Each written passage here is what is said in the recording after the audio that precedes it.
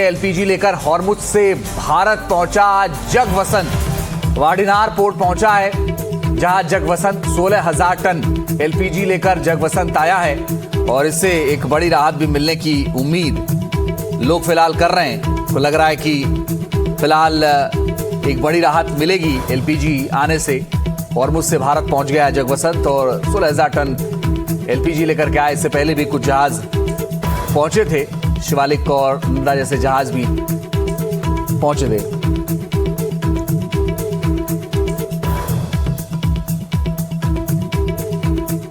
तो हॉर्मुज पहुंच गया है। हॉर्मुज से एक और जहाज आ गया है और चूंकि रास्ता बंद है इसलिए भारतीय जहाज पहले नहीं आ पा रहे थे, लेकिन अब आ रहे हैं। एलपीजी लेकर आया है जगवसंत जहाज। गुजरात के वाडिनार पहुंचा ये जहाज और आपको बताएं कि तकरीबन 47,000 टन गैस लेकर पहुंचा है। अभी तक 4 जहाज हॉर्मुज से आ चुके हैं। और राजीव रंजन हमारे सहयोगी ज्यादा जानकारी के लिए इस वक्त जुड़ गए न्यूज रूम से। राजीव, राहत की बात यह है कि जो जहाज है वो एलपीजी लेकर के आ रहे हैं एक के बाद एक। ये उम्मीद हम करें कि आने वाले वक्त में थोड़े और रास्ते आसान होंगे।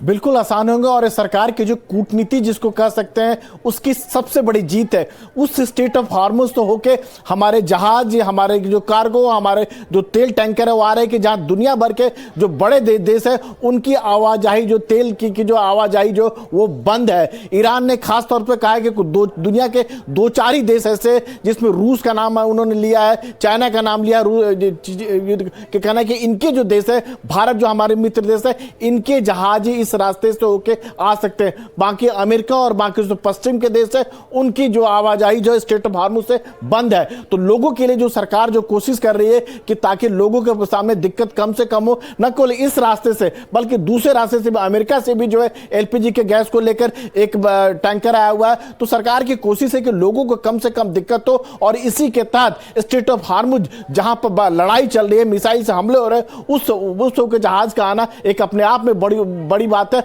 और अभी तक जो जानकारी बताई 20 के करीब और भारतीय जहाज हैं वो भी एक एक करके जो है भारत में आ जाएंगे।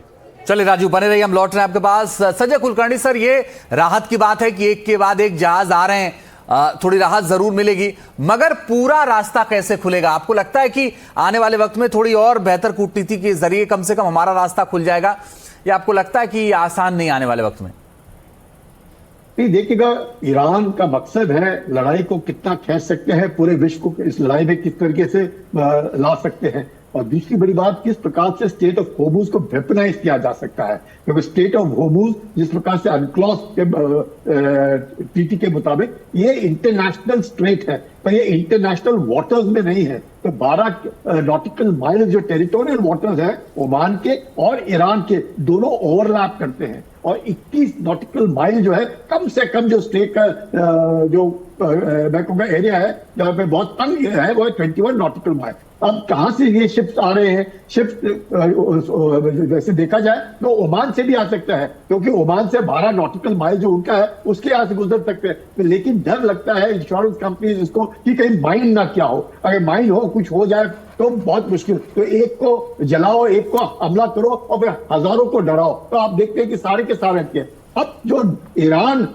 शिप्स को जाने दे रहा है वो अपने इलाके से। अब ये है, एक विडंबना है कि दोनों एक उत्तर में है ईरान और दक्षिण में है ओमान। अब जो उत्तर वाला भाग है जो ईरान का, उसमें से शिप जा रहे हैं, यानी कि ईरान अपने इलाके से शिप को जाने दे रहा है, ओमान नहीं जा रहा है। ओमान वाले में तो रिस्क है, तो ईरान के इसमें से वो रिस्क को खुद कह रहे हैं कि मेरे यहाँ से जाओ, मैं यकीन देता हूँ, आपको फ्री पैसेज देता हूँ। और उस हिसाब से तो ऐसे इसमें क्या कह रहे, सारे के सारे अब निर्भर किस पे है? ईरान पे निर्भर है। ईरान अगर से देगा तो ही हम जा पाएंगे। तो ऐसे इसमें ईरान ने अपने आप को देखिए, चिप भी अपना, पट भी अपना, विश्व भर में अपना नाम भी हो गया। और जिसको जाना है वो हमसे पूछेगा, हमें जो भी देना है हमने लेना है वो हम लेंगे, और जिसको हमने नहीं जाने देना है हम नहीं जाने देंगे। तो वो अमेरिकन शिप को, इजरायली शिप को, लेकिन शिपिंग में अलग अलग होता है, किसी का शिप, किसी का क्रू, किसी का तेल, किसी का फ्लैग, किसी का पोर्ट, किसी का इंश्योरेंस,